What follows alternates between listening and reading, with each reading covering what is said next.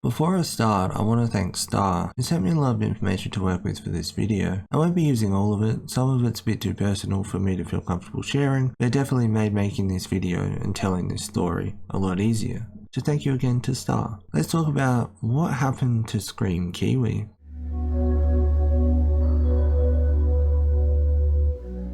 Scream Kiwi is a creator who created her channel all the way back in 2007, although her oldest video only goes back to 2013, when she was 17. I couldn't find anything before then. The closest I found was this save with a bunch of videos you can't watch, including a 10k sub special. Although through what still exists, you can see that she made makeup and hoop videos, among other videos of course. Although in saying that, if we want to use famous birthdays as a reference, it states that she didn't actually start posting properly until 2012, so maybe that explains some of it. Although there's a lot of references to early stuff that I came across, where the videos were either private or simply gone, with no archive existing of the videos, from what I could find at least. It's all quite messy. But let's start somewhere. Let's start with Alex, as Alex is mentioned in the screenshot that I showed, although the videos have been privated from her channel now.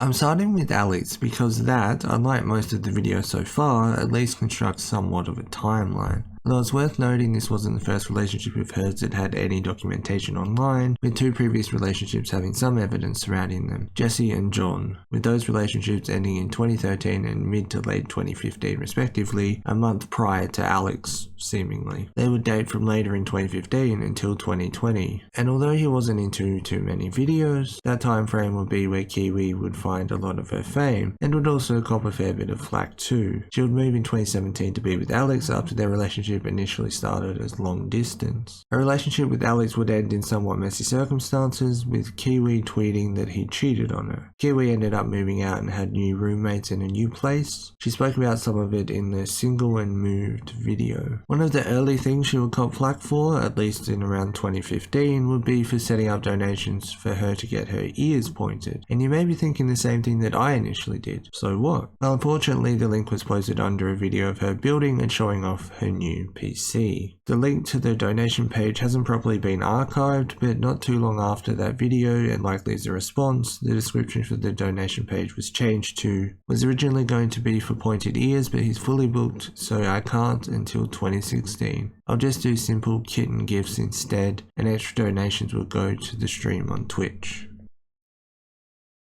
You guys were asking about the donation thingy for my birthday. And you guys were like, why are you asking for money if it's like, if you're buying stuff? The video that I put the donation thing in is really old. I don't have the money that I used to like then. Because since I'm getting ready for the whole piercing thing, money is like really tight right now. At first it was to get my ears pointed, but the artist is fully booked until 2016, so I'm gonna have to wait, but it'll be worth the wait. I'm not gonna rush and go to a different artist. I really want to get it done by Sampa, so I'll save that on my own later. So for this birthday I was just gonna do like something really small, and yeah, the donation is still below if you want to do that. She did end up getting her ears pointed though, and there's multiple videos on her channel documenting that process. The kitten thing hasn't been mentioned yet, and that's largely because I don't know how to go about explaining it, but I'll try. This next is something you may want to skip, and I'll lean into the more intimate side of things. Kiwi was often and still is seen wearing kitten ears, and explored something called kitten play or pet play. They aren't the same thing from what I can tell. Alex would also play a part in this during their relationship. Although there's nothing inherently wrong with this kind of content, it became somewhat of an issue when the audience that Kiwi had cultivated, because unfortunately for her, naturally with the video she was making, she would likely culminate, in part, an underage audience. If you're wondering what part Alex played in this, he was seen as her protector, essentially protecting her until she found a more permanent carer or master. There's different terms for that stuff, but that's my understanding. Although he was only meant to be temporary, they ended up dating for years. According to a tweet, his quote-unquote dom name was Love, which can be seen in a few video titles over the years. She was open about this stuff, although she did state in her kitten play video that she didn't want anyone underage taking any real interest in it, which is fair enough, but she even admits that she said that it was cosplay for a while because she wasn't sure how to go about revealing it to everyone. Unfortunately, the content that she was producing was, for the most part, the aforementioned makeup and hair related content, seen as appealing to a younger audience, regardless if it was intentional or not. This is of course speculation speculation, as I don't think she's ever shared her breakdown of analytics, but given that she mentioned underage people in her video, it would likely imply that she was also likely aware of her target demographic for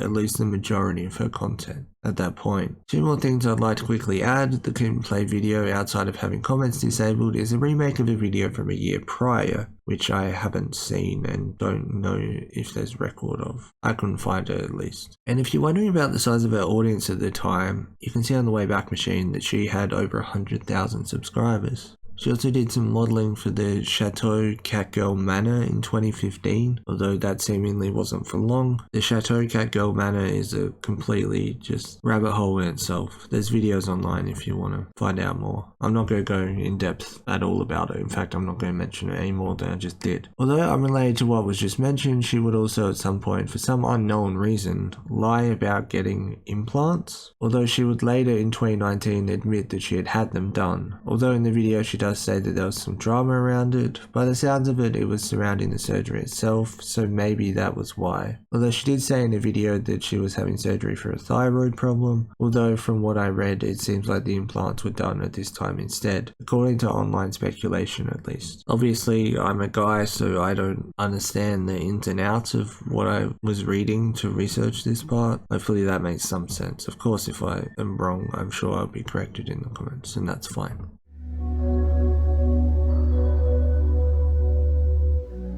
As much as the Alex section was in part to form a timeline of sorts, there is some other stuff that I want to talk about, and I didn't want to drag that section out too far. So let's talk about Leda and the other people she is/was associated with. 2015 would see the creation of a short-lived and, as far as I know, currently, as of recording, fully lost collab channel entitled Press Play Dream, which would feature Kiwi along with fellow emo series people Crank That Frank, Diego Soares, and Drew Disaster. It also featured Kelsey Lima, Social Repose, and Night Av. I wish I could tell you more about it, but honestly, outside of it starting on the 29th of June 2015, it simply isn't documented. At least it wasn't. The channel still exists but is entirely empty, and has been for many years at this point. The Twitter account is still online, with the last tweet being September 3rd of 2015. Although, in saying that, I was actually able to find some of the videos, most of them in fact, on the Wayback Machine. It's just no one has ever either found them or bothered to archive them. But don't worry, because I'll be doing that. So although it was fully lost when I started writing or researching this part, it isn't now. In fact, you're seeing a video from the collab channel on screen right now. Kiwi would actually collaborate with Social Repose outside of the channel on his own channel 3 times between 2015 and 2016. She would also collaborate with fellow emo series person Hair Jordan as well. She also, as multiple others would, be accused of copying Leda Monster Bunny. And there's some examples like copying her room and hairstyles, for example.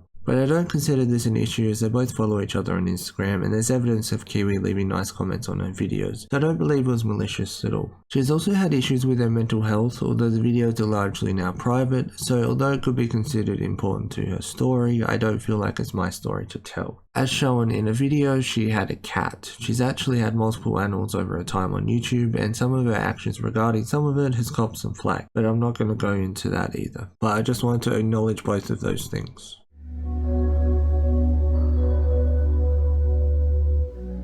If you look at Kiwi's channel as it stands, there have been 2 videos in the past 4 years, with the most recent video being entitled Hello and Goodbye. She mentions in that video that she moved to Washington and kind of left YouTube behind as well as changing her name to Vayla. If you go and look around for things to do with Kiwi, you'll find that for quite a while now she's been into piercing, like as a profession. And that's something that she did in Washington when she moved. Took on an apprenticeship, and that's one of the things she still does today. In fact, from my research, it isn't the first piercing apprenticeship that she's done. Although she had and has now left YouTube, she's streamed on Twitch and is a partner streamer with almost 40,000 followers, with her last stream seemingly around August of last year. Outside of this, she also mentions that around the time of her previous video, she had started making what she calls spicy content, which is code for either adult content or borderline adult content. I've had a few comments about me not just straight up saying the websites and stuff. I don't, because I'd like this video to be monetized, and I don't need to risk that to still get the same point across. Although she did post a little bit on TikTok, she hasn't posted much on there in recent times. Although she does state towards the end of the video that she's planning on slowly phasing out social media largely as a whole, so she could go full time into piercing. And that's a general breakdown of that video. So that was 2023. Where is she now? Let's end the video with that. Well, for starters, in May last year she removed over 5 million views worth of videos. Also, not that it matters too much, but she may be in a relationship, and if she is, hopefully she's happy. She's still doing that spicy content she mentioned too, and posts somewhat regularly on Instagram and Twitter, having posted an end of year post on Instagram recently too. So if you were wondering, hopefully this answers what happened to Scream Kiwi. Thanks for watching this video. If you're new here and like videos like this, I've done an entire series called the Emo series. It's on the end screen now. Of course, if you have anything to add that I maybe missed in this video, or any questions or any people you want me to look into, let me know in the comments below. Peace.